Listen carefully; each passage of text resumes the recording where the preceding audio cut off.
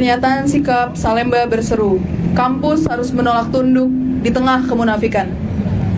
Melihat arah perkembangan ekonomi, sosial, dan politik Indonesia saat ini, kami menyaksikan serangkaian kebijakan penguasa yang jika dibaca secara struktural, sedang menuntun bangsa menuju jurang kebangkrutan sistemik.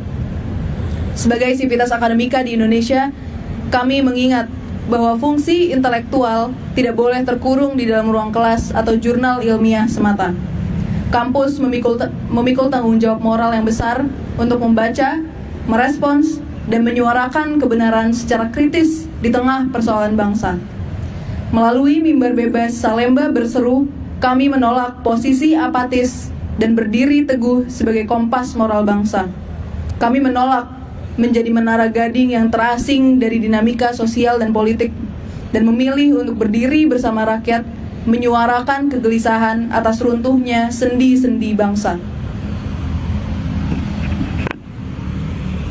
Di sektor ekonomi, kami melihat kerapuhan tata kelola anggaran yang kian mengkhawatirkan akibat ketidakdisiplinan pemerintah dalam mengelola keuangan negara. Saat daya beli masyarakat kian tergerus dan nilai tukar mata uang terus melemah, ruang anggaran justru dihabiskan demi program-program populis berskala besar yang mengabaikan kebutuhan mendasar rakyat banyak. Pemerintah memilih jalan pintas dan menjebak diri dalam lingkaran utang baru, hanya untuk membayar bunga utang yang lama. Di tengah penyusutan kelas menengah, akibat arus deindustrialisasi, kebijakan ekonomi justru kehilangan arah dan gagal membangun fondasi produktivitas jangka panjang demi masa depan generasi mendatang. Kemerosotan ekonomi ini berjalan beriringan dengan mundurnya nilai-nilai demokrasi secara substansial. Demokrasi di rezim ini dapat kami nyatakan telah mati dan digantikan oleh sistem politik mutan otoritarianisme hasil tangan pemimpin saat ini.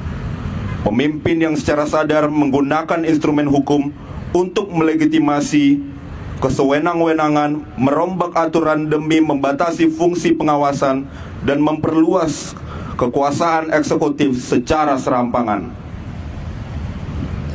Fungsi saling mengawasi antar lembaga negara telah mati akibat dominasi mutlak koalisi besar penguasa yang syarat dengan benturan kepentingan bisnis.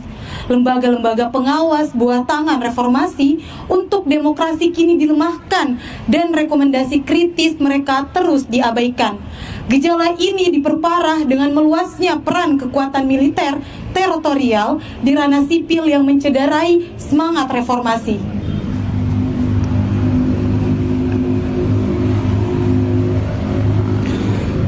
Akar dari krisis multidimensional ini adalah runtuhnya moral kepemimpinan yang mengabaikan prinsip tata kelola yang bertanggung jawab dan mengkhianati kepercayaan publik.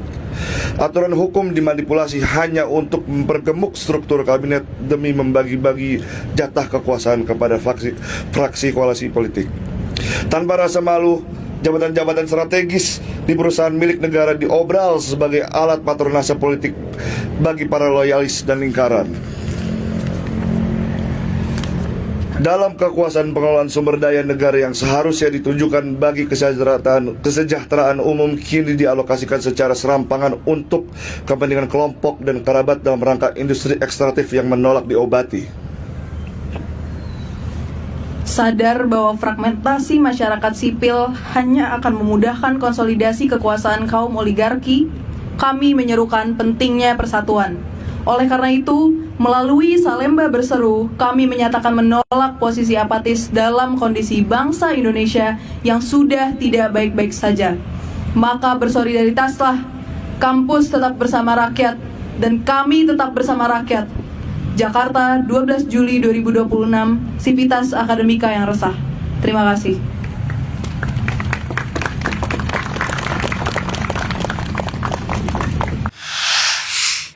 Wahana TV, teropong konsumen.